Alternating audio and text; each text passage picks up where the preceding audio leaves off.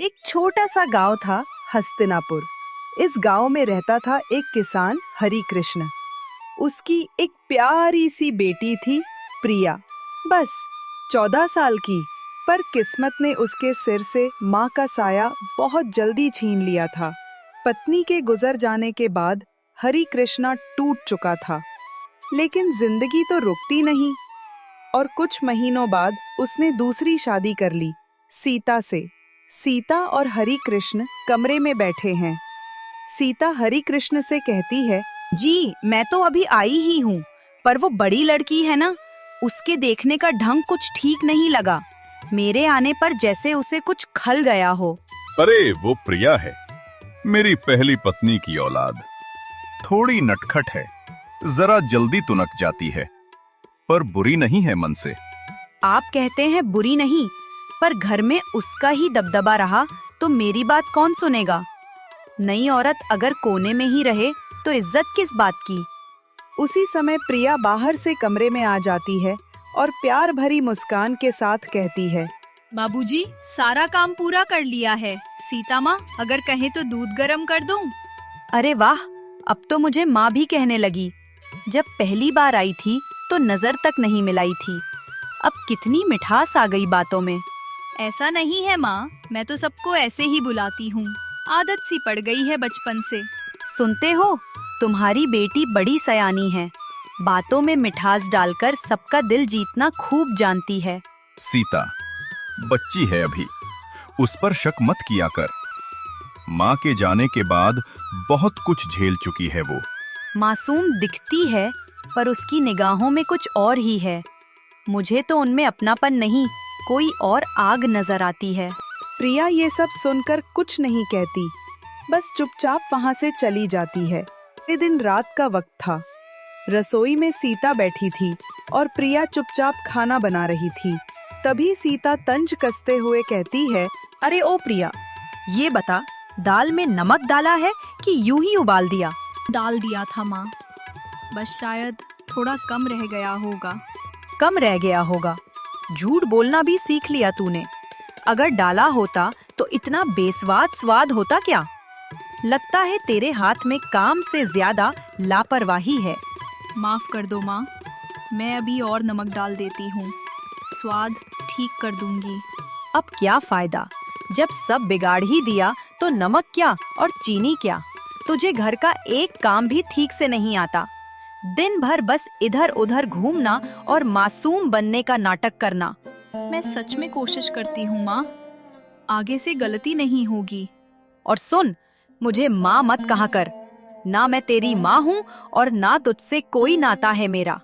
हर बात में माँ माँ सुनकर अब कान पक गए हैं। सीता के तेवर देखकर प्रिया की आंखों में आंसू आ गए।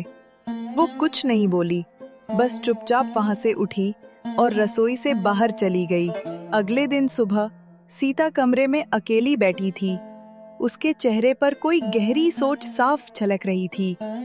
थोड़ी देर बाद उसने अपनी सगी बेटी नेहा को, जो उसके पहले पति के घर रहती थी, उसको एक चिट्ठी लिखने लगी।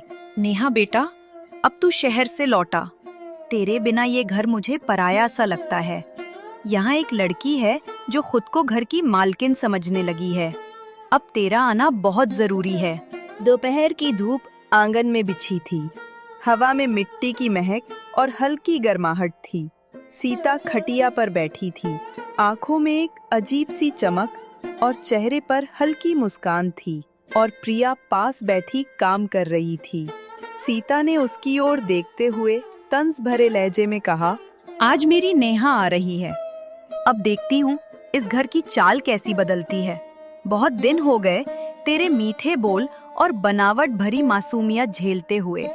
उसी वक्त नेहा के आने की आहट सुनाई देती है। दरवाजा हल्के से चरमराता है और वो तेज कदमों से अंदर आती है।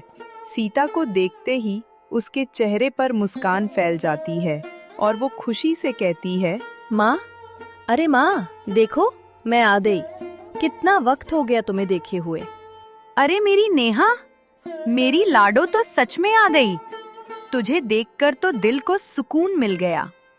माँ, ये घर कुछ बदला बदला लग रहा है। इतनी खामोशी क्यों है? और वो लड़की कौन है जो वहाँ उपले सजा रही है?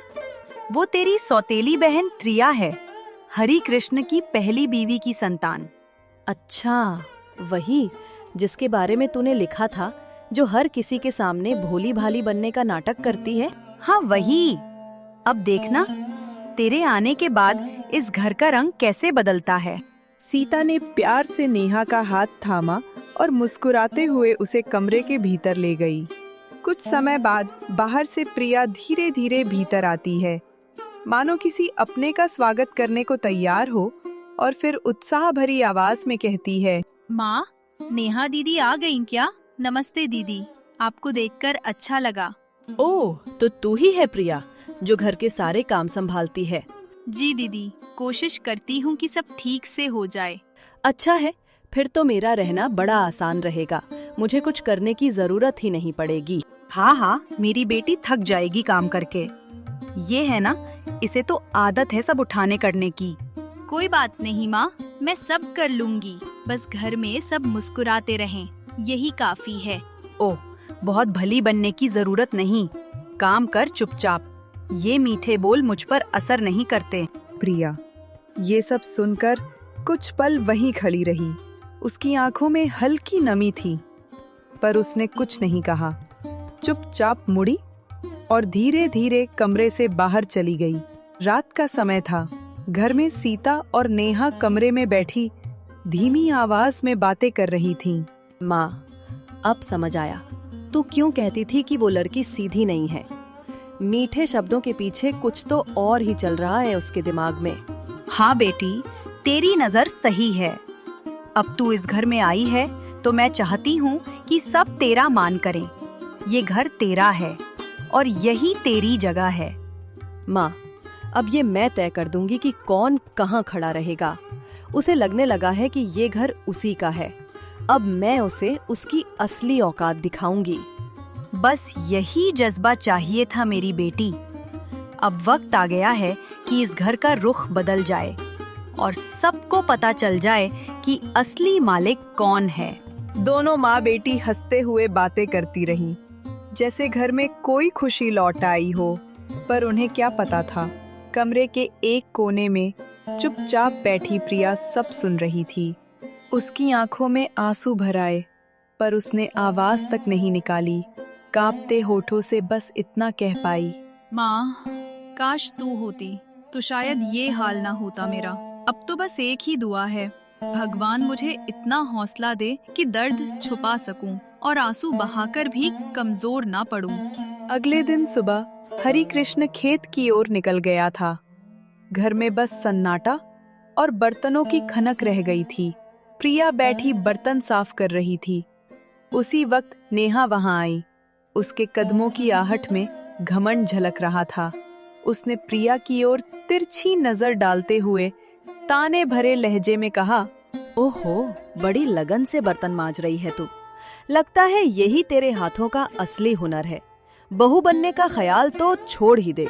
दीदी, मैं किसी जगह की नहीं, बस अपने फर्ज की परवाह करती हूँ। जो काम मिले खुशी से करती हूँ। वाह, क्या बातें बनाती है। अगर बातों का इनाम मिलता ना, तो तू अब तक सोने की ट्रॉफी ले आती। तभी रसोई घर में सीता का स्वर गूंजा। वह अंदर से आती है। चेहरे पर तिरस्कार झलक रहा था और बोलती है, रहने दे नेहा, इसे बोलने दे। आखिर जुबान चलाना ही तो सीखा है इसने। काम भी बस इतना ही आता है जितना एक नौकरानी को आना चाहिए। माँ, मैं नौकरानी नहीं, आपकी बेटी कहलाना चाहती हूँ। बेटी? तू और बेटी? बेटी वो होती है जो माँ का नाम ऊंचा करे। तू तो बस बदनामी का बोझ है इस घर पर। इसी तरह हर दिन प्रिया को तानों और कटाक्षों का सामना करना पड़ता था। कभी सीता के शब्द चुभते, तो कभी नेहा की नजरें उसे पराई होने का एहसास दिला देती। ऐसे ही एक दिन दोपहर का वक्त था। आंगन में चूल्हा जल रहा था। प्रिया चुपचाप खाना बना रही थी। तभी पास में बैठी नेहा ने चिढ़े हुए स्वर में कहा, ओहो प्रिया, तेरे हाथ की रोटी तो पत्थर जैसी हो गई है। इसे खाकर तो दांत टूट जाएं किसी के। माफ करना दीदी, शायद आटा थोड़ा सख्त गूंथ गया था। मैं अभी नई बना देती हूँ। रहने दे, तेरी बनाई चीज देखकर तो भूख ही मर जाती है। माँ, जरा बाहर आओ, देखो तुम्हारी लाडली कैसे खाना बिगाड़ रही है। नेहा की आवाज सुनकर सीता भीतर से झल्लाती हुई बाहर आई।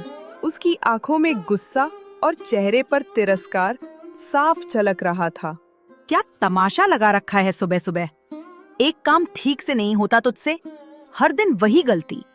माँ, इसे तो रसोई से दूर ही रखना चाहिए। दाल फिक्की, सब्जी अधपकी और रोटियां हथियार जैसी सख्त। तुझे समझ में क्यों नहीं आता?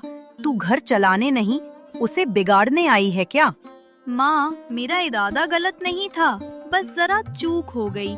चुप, अब बोलने की जरूरत नहीं। जब तक सब ठीक न बन जाए तू खुद भूखी रहेगी, और भूख लगे तो अपनी गलती याद करना। प्रिया ने कुछ नहीं कहा, बस चुपचाप सिर झुका लिया।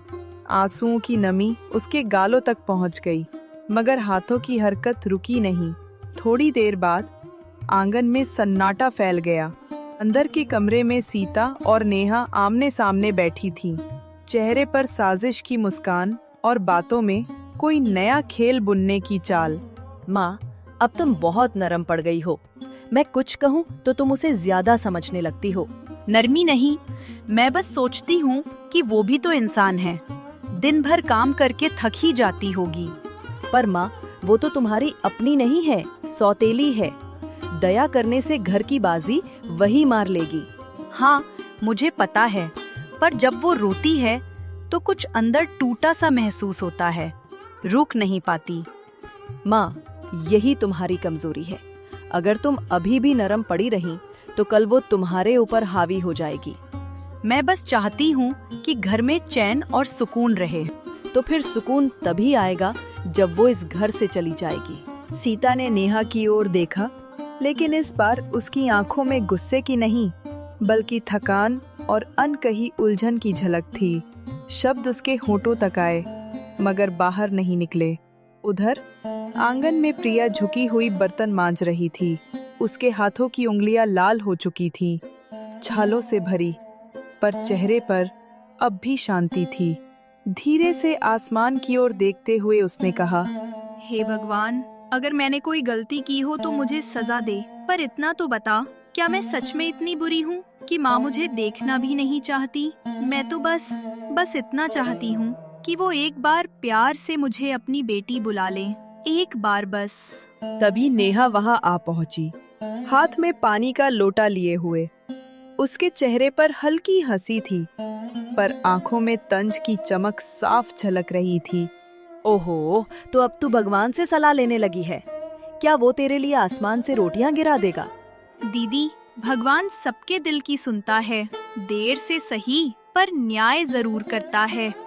हाँ हाँ, सुनता होगा, तभी तो तू आज तक इसी घर के कोने में रो रही है। अगर सच में सुनता तो तुझे अपनी माँ मिल गई हो। प्रिया ने कोई जवाब नहीं दिया, बस अपने आंसू पोंछे और वहीं बैठी रह गई। रात गहरी हो चली थी। अंदर के कमरे में सीता अकेली बैठी थी, आंखें छत पर टिकाए, जैसे अपने ही फैसलों के बोझ में उलझी हो। हवा में पछतावे की हल्की सी गंध तैर रही थी। कभी कभी तो लगता है मैं जरूरत से ज्यादा सख्त हो गई हूँ। जब वो बच्ची मेरे पास आती है तो दिल कुछ घबराने लगता है। क्या मैं उसे बहुत दर्द दे रही हूँ? ठीक उसी वक्त बाहर से नेहा कमरे में आती है। उसके कदम हल्के पर निश्चित होते हैं। अंदर आकर सीता से बोलती है, माँ, आंखें लाल दिख रही हैं तेरी, रोई थी क्या? मजा आ गया क्या? कोई बादल छूट गया? नहीं बेटा, कुछ नहीं, बस धुआं ही था। सच बोलो माँ, मुझे लग रहा है कुछ बदल रहा है तुम में। ऐसे नरम पड़ोगी तो ये पराई बच्ची सब पर हावी हो जाएगी। नेहा, मैं तुझसे बहुत प्यार करती हूँ, पर अगर किसी के साथ गलत किया गया है तो उसका हिसाब तो कहीं ना कहीं देना ही होगा। मैं भी इंसान हूँ, दिल है मेरा। ओ, अब तू भी धर्म पढ़ाने लगी क्या? सुन, कल से फिर उसे खेत पर काम लगाना। उसे जितना थका देंगे उतना ही उसकी चालाकियां कम होंगी। सीता चुप रही, बस निगाहें झुकी रहीं। नेहा कमरे से बाहर चली गई। उसके कदमों की आहट धीरे धीरे दूर होती गई। सीता ने सामने रखे दीपक को देखा। उसकी लौ डगमगा रही थी, जैसे थककर अब बुझना चाहती हो। सुबह की पहली किरणें जमीन पर गिर रही थीं और अगले ही दृश्य में खेतों के बीच प्रिया काम में जुटी थी। अरे प्रिया, जरा देख तो, वो घास सीधी भी नहीं काटी तूने। क्या हाथ पैर सुन्न हो गए हैं तेरे? दीदी, धूप बहुत तेज है, जरा सा पानी पी लूं, सिर घूम रहा है। पहले काम खत्म कर ले, फिर नखरे दिखा लेना। यहाँ कोई आराम करने नहीं आया। प्रिया ने हौले से सिर हिलाया, पर आंखों के आगे अंधेरा सा छा गया। उसके कदम लड़खड़ाए और अगले ही पल वह जमीन पर गिर पड़ी। नेहा का चेहरा एकदम उतर गया, दिल तेजी से धड़कने लगा। वह घबराई हुई उसकी ओर झुकी और कांपती आवाज में बोली, ए प्रिया, सुन, उठ ना। ओ भगवान, कहीं सच में कुछ हो तो नहीं गया? प्रिया की सांसें धीमी पड़ चुकी थी। नेहा हड़बड़ाई हुई घर की ओर भागती है। पांव धूल से भर जाते हैं, आंखों में डर साफ झलक रहा था। घर पहुंचते ही वो अपनी माँ सीता से बोलती है, माँ, वो प्रिया खेत में गिर गई है, हिल भी नहीं रही। क्या कहा तूने? गिर गई? जल्दी चल, रास्ता दिखा। सीता बिना एक पल गवाए खेत की ओर दौड़ पड़ती है। माथे से पसीना टपक रहा है, सांसें तेज हैं। खेत पहुंचते ही वह प्रिया को जमीन पर बेहोश पड़ी देखती है। हे भगवान, ये क्या हो गया मेरी बच्ची को? वह घबराकर प्रिया को अपनी गोद में उठा लेती है, उसके सिर पर हाथ फेरती है, बार बार उसका चेहरा झकझोरती है। उठ बेटा, आंखें खोल, तेरी माँ बुला रही है। अम्मा। इतना कहकर वह फिर से बेसुध हो जाती है। सीता के गालों पर आंसू गिरते हैं, उसके मन में पछतावे का तूफान उठता है।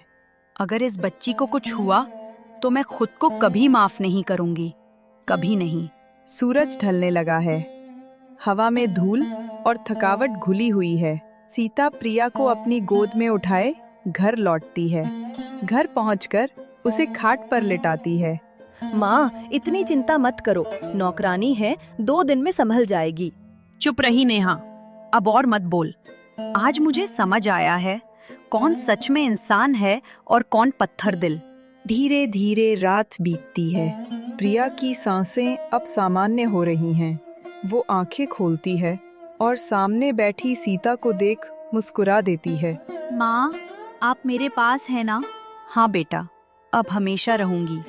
बहुत गलतियां की मैंने, अब तुझे कभी अकेला नहीं छोड़ूंगी। उस रात पहली बार इस घर की दीवारों में सुकून उतरता है। दिए की लौ स्थिर है, जैसे घर की किस्मत भी थम गई हो। अगली सुबह प्रिया आंगन में बैठी धूप सेंक रही है। सीता भी उसके पास बैठी है। दोनों के बीच एक अजीब सी अपनापन भरी खामोशी है। माँ, अब मैं आपके साथ खेत जाऊंगी और रोटियां भी मैं ही बनाऊंगी। नहीं बेटा, अब काम बांट लेंगे, बस तू मुस्कुराती रहे। नेहा कुछ दूर खड़ी सब देख रही थी। उसकी आंखें भीग जाती हैं। वह चुपचाप आगे बढ़ती है और प्रिया के पास जाकर झुक जाती है।